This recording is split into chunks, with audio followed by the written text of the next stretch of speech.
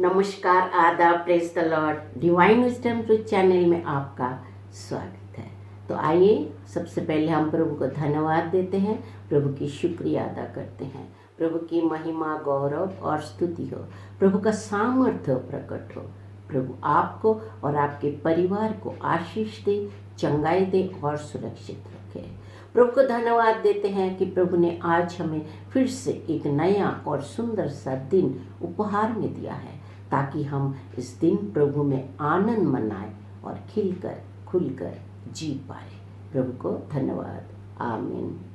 तो हर इंसान के अंदर भूख होती है, कामयाबी का भूख, धन संपत्ति का भूख, नाम और यश का भूख, कई सारे भूख होता है। उसमें से एक भूख है रिश्तों का भूख।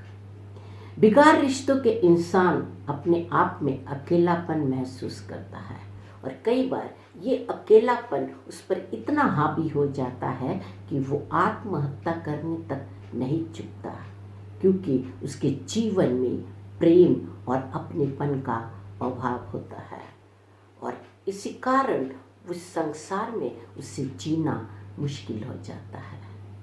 तो इसके अलावा इंसान के अंदर कई तरह के भूख और प्यास होता है और इसमें एक जो हर इंसान के अंदर होता है वो है आत्मिक भूख और प्यास। तो ये आत्मिक और भूख और प्यास ईश्वर चाहता है कि हर किसी को तृप्त किया जाए।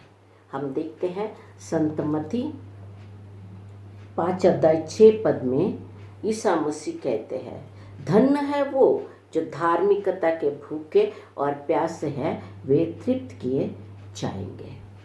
दोस्तों, ईश्वर चाहता है कि हर किसी को ये जो धार्मिकता का भूख और प्यास है उसे मिटाया जाए, उसे तृप्त किया जाए। तो कई बार ये आत्मिक और भूख और प्यास लोग समझ नहीं पाते। अगर समझ भी लिया तो कई बार वो इस भूख और प्यास मिटाने के लिए इस संसार के तत्व से उसे ढूंढता फिरता है और उसे वो कभी नहीं मिलता और इसी तरह भूखा प्यासा ही वो इस संसार को छोड़कर चला जाता है। मगर ईश्वर चाहता है कि वो हर किसी को तृप्त करे। आपके अंदर तीव्र प्यास होनी चाहिए।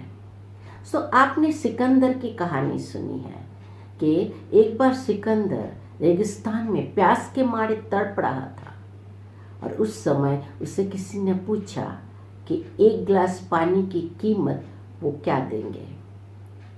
तब सिकंदर उसे अपना पूरा राज्य देने के लिए तैयार हो गया था, क्योंकि वो प्यासा था। तो हम बाइबल में भी देखते हैं कि संत और नबी किस तरह ईश्वर के दर्शन के लिए, ईश्वर को पाने के लिए तरसते थे। उनमें तीव्र भूख और प्यास होता था। हम देखते हैं कि दाऊद इस तरह परमेश्वर के दर्शन के लिए, उसको पाने के लिए तरसता था।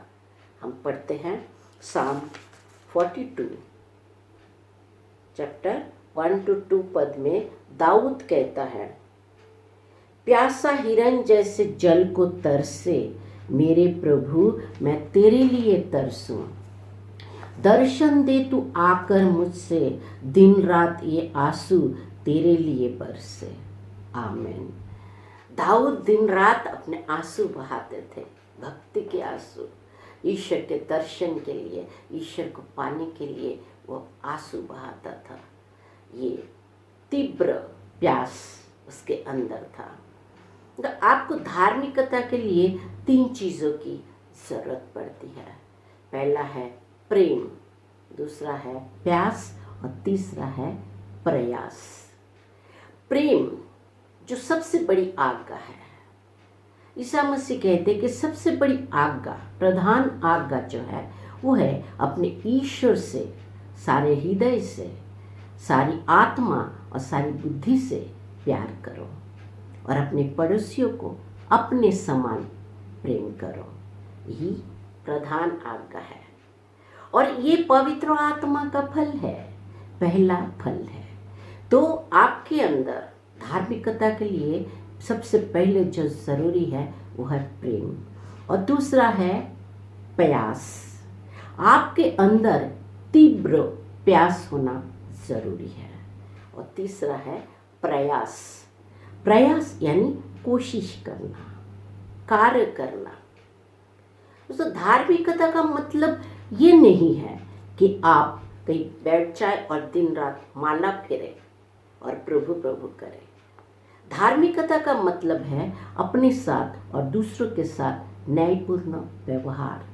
आपको जो करना चाहिए वही करना, और दूसरों के प्रति आपको सहानुभूतिशील होना चाहिए, प्रेम बांटना चाहिए, अपने ईश्वर की इच्छाओं के अनुसार अपने आप को चलाना चाहिए। पवित्र आत्मा के प्रेरणा से आपको आगे बढ़ना है, और इसी तरह आपको धार्मिकता प्राप्त होती है।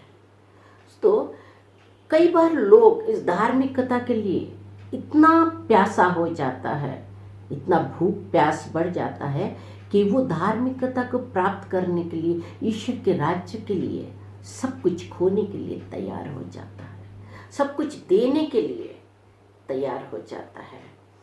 और वो उसे ऐसा लगता है कि वो जो खरीदना चाहता है, ईश्वर का राज्य पाना चाहता है, वो बाकी सब चीज़ों से वो फायदेमंद सौदा है, वो वर्थ है। तो इसी विषय में ईसा मसीह बाइबल में कई सारे उपमा कहानी बताया है, और उसमें से हम एक उपमा कहानी पढ़ते हैं।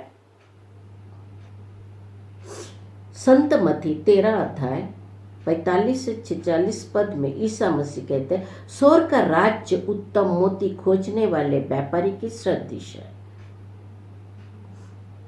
एक बहुमूल्य मोती मिल जाने पर वो जाता है और अपना सब कुछ बेचकर उस मोती को मोल ले लेता है, उसे खरीदता है। आमीन। तो एक उत्तम मोती वो खरीदता है सब कुछ बेचकर। तो जब धार्मिकता के लिए लोग बहुत कुछ त्याग देते हैं, छोड़ देते हैं, अपनी बुरी आदतें, बुरी वृत्तियाँ, पाप, ये सब छोड़ना चाहता है, वो धार्मिक बनता है, भक्त बनता है, प्रार्थना करता है, भक्ति करता है।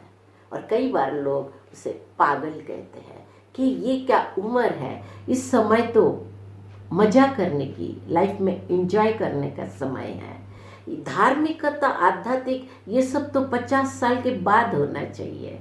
मगर दोस्तों, क्या पता 50 साल हमें मिले या ना मिले, वो मौका हमें मिले या ना मिले, ये किसे पता। तो धार्मिकता के लिए लोग सब कुछ त्यागने के लिए तैयार हो जाता है। ईश्वर का राज्य और उसके धार्मिकता के लिए सब कुछ खोना चाहता है। तो मान लीजिए हर कोई चाहता है कि उसका अपना एक घर हो, एक मकान हो। तो सबसे पहले वो उसका बजट निकालता है, फिर वो पैसे का इंतज़ाम करता है, जुगाड़ करता है। ज़रूरत पड़ने पर अपनी पत्नी की गहने तक बेच डालता है, क्योंकि उसे पता होता है कि वो जो घर खरीद रहा है वहाँ वो और उसके परिवार सुख शांति और सुकून से रहेंगे। उसे ये सौदा फायदेमंद लगता है। ठीक उसी तरह धार्मिकता से हम स्वर्ग में अपना घर खरीदते हैं, वहाँ हम अपने लिए फ्लैट बुक करते हैं। क्या बात है। तो फिर हमें कितना ही ना उसके लिए खुश होना चाहिए, कितना ही ना उसके लिए हमें तैयारी करनी चाहिए। ईसा मसीह एक बार अपने शिष्य से कहा था कि मैं जा रहा हूँ और मैं जाकर वहाँ स्वर्ग में तुम्हारे लिए स्थान का प्रबंधन करूँगा। आमीन। हम पढ़ते हैं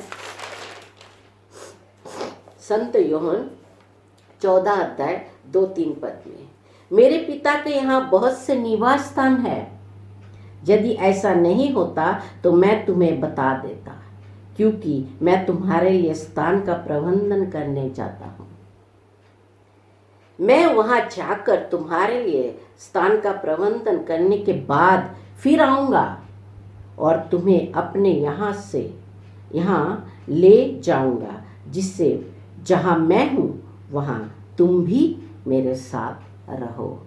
आमीन। क्या बात है दोस्तों, शायद ही ऐसा गुरु किसी को मिल जाए जो कहता है कि मैं स्वर्ग में जाऊंगा, तुम्हारे लिए वहाँ रहने के लिए घर का व्यवस्था करूंगा, वहाँ रहने के लिए जगह प्रस्तुत करूंगा।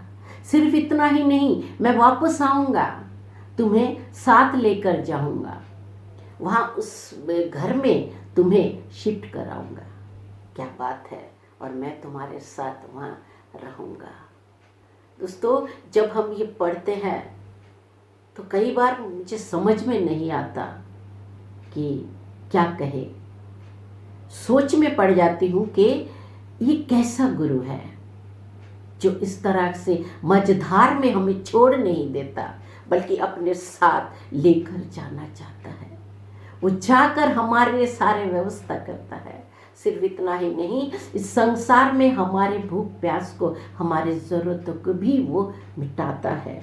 आमीन। और वो कहता है कि अंत तक मैं तुम्हारे साथ रहूँगा। आमीन। क्या बात है दोस्तों। हम भजन संगीता में देखते हैं 107 अध्याय 8 से 9 पद में कहते हैं, वे प्रभु को धन्यवाद दें उसके प्रेम के लिए और मनुष्य के कल्याण के लिए, उसके चमत्कार के लिए, क्योंकि उसने प्यासों को पिलाया और भूखों को तृप्त किया है। आमीन। दोस्तों, आप हर हाल में, हर परिस्थिति में प्रभु को धन्यवाद दें, प्रभु के प्रति कृतज्ञ रहिए, क्योंकि वो आपकी हर ज़रूरतें पूरी करता है, आपकी देख रेख करता है, आपको संभालता है। दोस्तों, आप जिंदा है, आप सांस ले रहे हैं, आप चलते हैं, फिरते हैं, बोलते हैं, आप सोच पाते हैं, आपकी बुद्धि काम करता है। ये क्या कोई चमत्कार से कम है? इसके लिए प्रभु को धन्यवाद दें, प्रभु के प्रति कृतज्ञ रहिए। आमीन। और दोस्तों, यहाँ पर और एक बात है कि प्रभु ईसा मसीह वो स्वयं हमारे भूख और प्यास को मिटाते हैं जब हम उनके पास आते हैं, उन पर विश्वास करते हैं। तो हम पढ़ते हैं यूहन्ना 6 अध्याय 35 पद में, ईसा ने कहा, जीवन की रोटी मैं हूँ, जो मेरे पास आता है उसे कभी भूख नहीं लगेगी, और जो मुझसे विश्वास करता है उसे कभी प्यास नहीं लगेगी। आमीन। तो जैसे हमारे शरीर को जिंदा रहने के लिए खाना और पानी की ज़रूरत है, बिना खाना पानी के, बिना भोजन के हमारा शरीर दुर्बल हो जाता है और कमज़ोर होते होते एक दिन मर जाता है।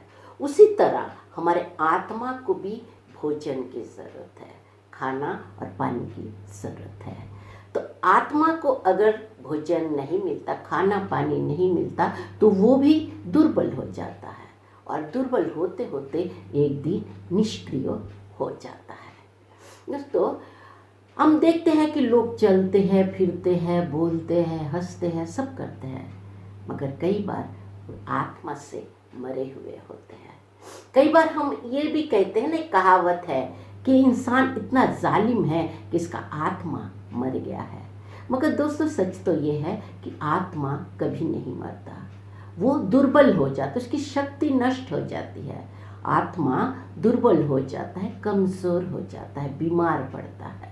इसलिए तो ईसा मसीह कहते हैं कि बीमार और दुर्बल, जो कमज़ोर है, बीमार है, उनको वैद्य के, डॉक्टर की ज़रूरत होती है। और ईसा मसीह हमारे आत्मिक भूख और प्यास को मिटाते हैं। वो हमें आत्मिक जीवन, हमें आत्मा में जीवन प्राप्त होता है, जो जीवन मसीहा में पूर्णता प्राप्त करता है। और दोस्तों, हमें तो अब हमें किस बात की देर है? हमें प्रभु पर विश्वास करना है, प्रार्थना करना है। तो दोस्तों आप विश्वास कीजिए, प्रार्थना कीजिए, ईसा मसीह पर विश्वास कीजिए, भरोसा कीजिए, क्योंकि वो आपकी हर ज़रूरत पूरी करता है, आपके हर भूख और प्यास को मिटाता है, बल्कि आत्मिक भूख और प्यास को भी वो मिटाता है। तो दोस्तों इसी विचार के साथ आपसे विदा लेते हैं। हमारे चैनल को सब्सक्राइब करना और वीडियो को शेयर करना ना भूलें। आपसे इसी तरह से मिलते रहेंगे। तब तक के लिए धन्यवाद, शुक्रिया। जय मसीह।